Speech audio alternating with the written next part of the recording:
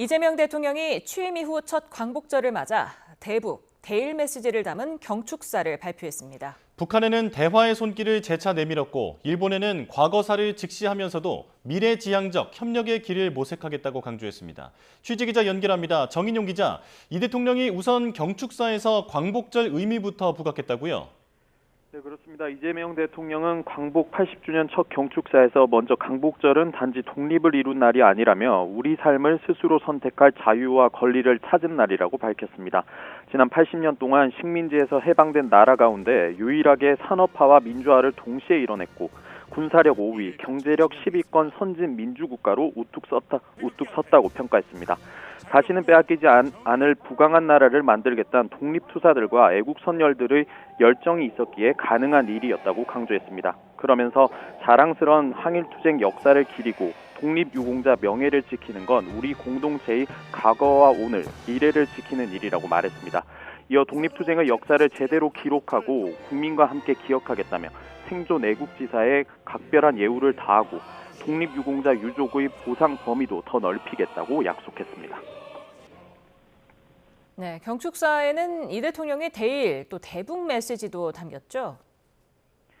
네, 이 대통령은 한일 관계를 두고 올해는 광복 80주년이자 한일 수교 60주년이라며 과거를 직시하되 미래로 나아가는 지혜를 발휘해야 한다고 운을 뗐습니다. 우리 곁에는 여전히 과거사 문제로 고통받는 분이 많이 있고 입장을 달리하는 갈등도 크게 존재한다고 말했습니다. 동시에 일본은 경제 발전에 있어 떼놓고 생각할 수 없는 중요한 동반자라며 셔틀 외교를 통해 자주 만나 일본과 미래지향적 상생협력의 길을 모색하겠다고 의지를 나타냈습니다.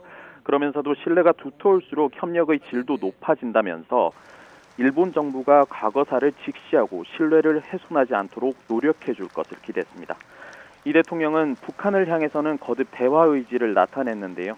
우선 분단으로 지속된 남북 대결은 경제 발전을 제약하고 나라의 미래에 심각한 장애가 되고 있다며 적대 상태의 지속은 남북 주민 모두의 아무런 이익이 되질 않는다고 진단했습니다.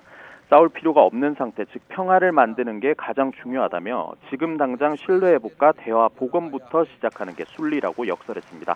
남북은 원수가 아니고 정부는 현재 북측 체제를 존중하며 어떠한 형태의 흡수 통일도 추구하지 않을 거라며 9.19 군사 합의를 선제적, 단계적으로 복원해 나가겠다고 천명했습니다. 그러면서 남북 주민 삶을 실질적으로 개선할 교류 협력 기반 회복과 공동 성장 여건을 마련해 나서겠다며 신뢰 회복과 대화 복원에 북측이 화답하길 기대했습니다. 또 평화로운 한반도는 핵 없는 한반도라며 남북, 미북 대화와 국제사회의 협력을 통해 해결의 실마리를 찾아 나가겠다고 언급했습니다. 네, 이 대통령은 또 지난 정부에 대해서 강도 높게 비판하기도 했다고요? 네, 이 대통령은 우리 역사는 빛의 혁명에 이르는 지난한 과정이었고 빼앗긴 빛을 되찾고 빛을 지키기 위한 투쟁의 연속이었다고 규정했습니다. 3.1 혁명부터 4.19 혁명과 5.18 민주화 운동, 60 민주항쟁은 물론 세계사에 없는 두 번의 무혈 평화혁명으로 국민주권이 살아있는 민주공화국임을 만천하에 선언했다고 강조했습니다. 지난 2016년 박근혜 전 대통령, 지난해 윤석열 전 대통령 탄핵을 추켜 세운 겁니다. 독재와 내란으로부터 지켜낸 빛이 다시 꺼지지 않도록 우리 모두가 함께 지켜내자며 윤 전 대통령의 비상계엄을 정면으로 비판했습니다. 특히 민주주의를 억압하고 국민주권을 제약한 것도 모자라 전쟁의 참화 속으로 국민을 몰아넣으려고 무도한 시도마저 서슴지 않았다며 윤 전 대통령의 외환 의혹도 정조준했습니다. 이 대통령은 그러면서 증오와 혐오, 대립과 대결로는 아무것도 해결할 수 없다며 포용과 통합, 연대를 강조했습니다.